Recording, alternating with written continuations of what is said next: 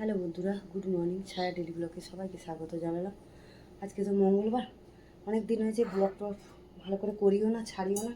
এত গরম পড়েছে আর শরীরও দেয় না, ইচ্ছে করে না যে ভিডিও করবো ছাড়বো, ইচ্ছে করে না। তার মধ্যে ঠান্ডাও লেগেছিলো কদিন, গলা কাশি হচ্ছে, গলা ব্যথা এখনও গলা সারেনি ভালো করে। তাই যে সকালবেলা টিফিন করতে বসিয়ে দিয়েছি, মটর সেদ্ধ করে নিয়েছি, ঘুগনি সেদ্ধ করে নিয়েছি, ওদিকে কড়াও বসিয়ে দিয়েছি। ঘুগনিটা সাঁতলাবো, তার মধ্যে যে সোয়াবিন ভিজিয়েছি, ছেলে সোয়াবিনের তরকারি করে দেবো আর ভাত করে দেবো। রোজ রোজ রুটি পাওয়াটা নিয়ে যায়, বলে আমার ভালো লাগে না গরমে রুটি পাওয়াটা দুপুরবেলা খেতে। তাই বললাম তাহলে একটুখানি আজ নিরামিষে যাবো, সোয়াবিনের তরকারি আর ভাত করে দিই নিয়ে যায়, আর ঘুগনি করে দিই, মুড়ি দিয়ে খেয়ে নিই। তাই ওই জন্য তাই সকালবেলা যে মটরটা রাতে ভিজিয়ে রেখেছিলাম, সকালবেলা সেদ্ধ করে নিলাম, ঘুগনিটা সাঁতলে নিই, নিয়ে তারপরে সোয়াবিনের তরকারি আর ভাত বসিয়ে দেবো একদিকে। চলো রাখি, আর ঘুগনিটা সাঁতলে নিই এখন।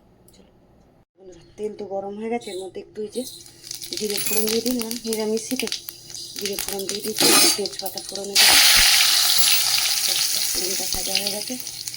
এর মধ্যে যে আদা ভুষে দিয়েছি, জিরে ধনে দিয়ে লঙ্কা দিয়ে টমেটো দিয়েছি, এই মশলাটা ভালো করে কষে আর মটরটা একটু সেদ্ধ করেই রেখেছি কেন, তারপর সাঁতরে করে নেবো, দিয়ে দেবো মশলাটা কষানো করে, নুন মিষ্টিতে দেবো একটু।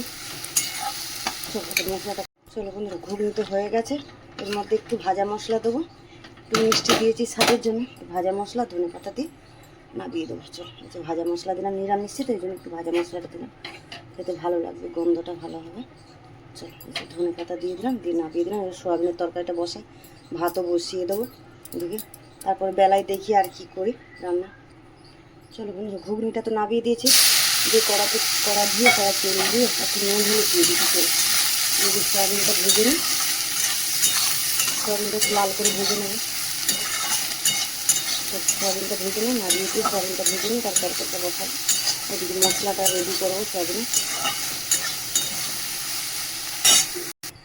চলো বন্ধুরা, সোয়াবিনটা তো ভেজে তুলে নিয়েছি, লাল করে ভেজে নিলাম, তেল দিয়ে দিলাম কড়াই, আবার তেজপাতা ফোড়নে দিলাম, আর তেজপাতা বলছি জিরে ফোড়নে দিলাম, তেজপাতাও দিয়ে দিলাম।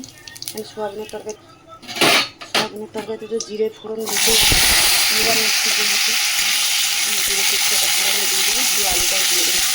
চলো আলুটা ভাজা হচ্ছে, তখন মশলাটা রেডি করবো দিদি। চলো বন্ধুরা, আলুটা তো ভেজে নিয়েছি, মশলা সব আমি মিষ্টির মধ্যে একটু আদা কাঁচা লঙ্কা টমেটো দিয়ে বেটে দিয়েছি, তার মধ্যে জিরে নুন হলুদ ধনে গুঁড়ো সব দিয়ে দিয়েছি, লঙ্কার গুঁড়ো সব মশলা দিয়ে আর একটু জল দিই, মিক্সির বাটিটা দিয়ে একটু জল দিয়ে ভালো করে মশলাটা কষাই। চলো মশলাটা কষানো হয়ে গেছে, আলুর সাথে নিজের একটা সোয়াবিনটাও দিয়ে দিলাম, ওটা দিয়ে একটু কষাবো, তারপর জল দিয়ে দেবো।